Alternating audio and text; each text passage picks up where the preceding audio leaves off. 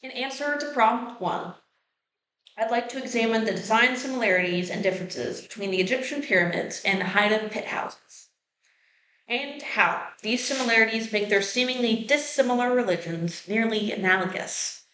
First, we'll examine their physical and purposeful design similarities, and then we'll look about what this says about their religions and how this elucidates their religious correspondence.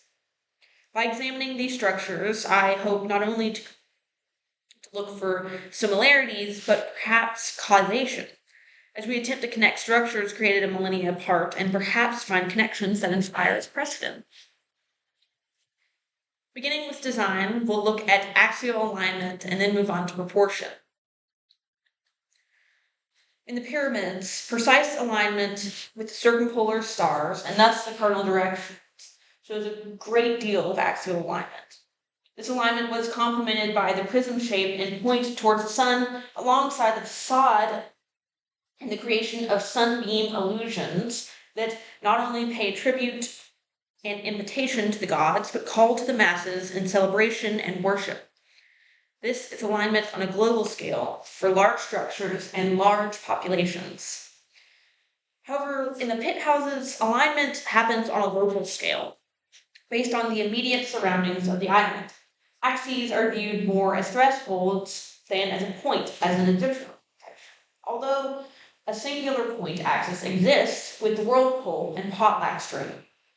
The threshold between the coast and the forest symbolizes passing through from the life of the coast to the gathering of the hearth to the solitary forest.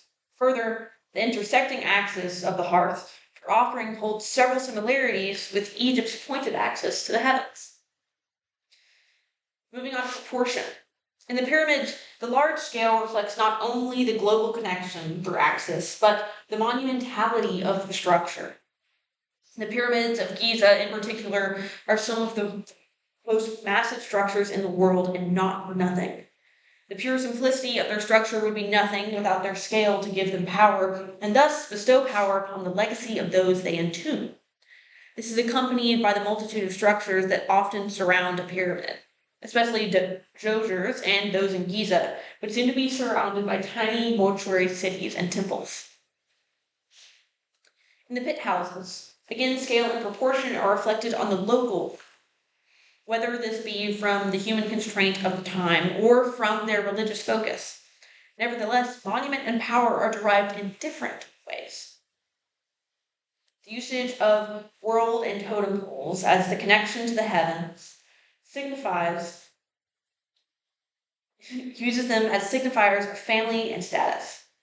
Proportion is more directly reflected in the scale of the main village house of Mji and in subsequent descending order of smaller structures. This reinforces hierarchy. Next, I'd like to move on to religion. We'll look at similarities within nature and then how both cultures use death.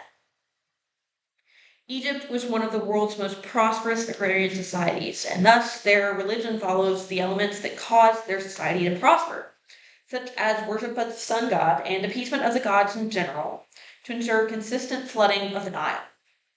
This is apparent not only in the pyramid sunbeam imagery, but also in the site and material choices, such as limestone. These choices celebrate the Nile and other various natural provisions. Architecture was used not only to celebrate the nature-driven religion, but also to be celebrated as a part of the religion itself. In the pit houses, the Haida people's connection with nature was very different than that of Egypt. It was more direct and less directed.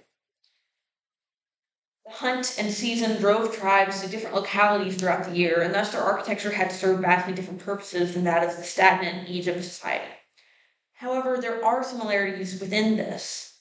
Nature was celebrated as the provider and collector of life, as reflected in the usage of the traditional threshold, something that we also see in Egypt, as the gods give and take. In death, with the pyramids, death seems to be at the center of everything the Egyptians do, especially in the Old Kingdom.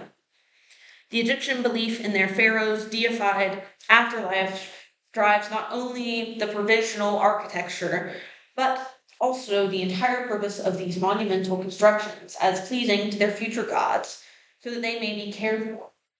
To the Egyptians, death was simply a step in the eternal process of existence, and as such, mortuary temples like the pyramids were built to last forever, but to resemble temporary structures that the pharaohs were accustomed to. The pyramids break from the scheme a little bit in the exterior, but the interior details, like the mummification in the tomb itself, maintain this care for the afterlife. In the pit houses, the Haida people,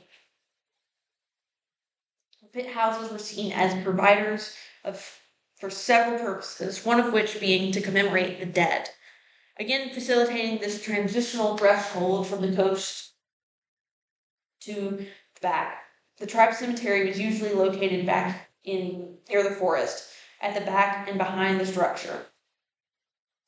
This created a divide as the house became more and more sacred the further someone entered, culminating at this back exit. This also gave power to the dead ancestors, as the back of the house was where the chiefs and their families slept, and thus power and importance were associated with the wisdom and age of closeness to death, very similar to how the Egyptians deified their dead pharaohs. To conclude, we've explored the similarities in ancient design choices and how this can constitute similarities in seemingly dissimilar religions. We've done this by examining axis, proportion, nature, and death within the Egyptian pyramid architecture and the pit houses of the Haida people. So I hope that through this examination, the similarities of these very distant societies, we might expand the way in which we see architecture as a bridge not only between religious gaps a millennia ago, but also between religious gaps in our modern day society. Thank you.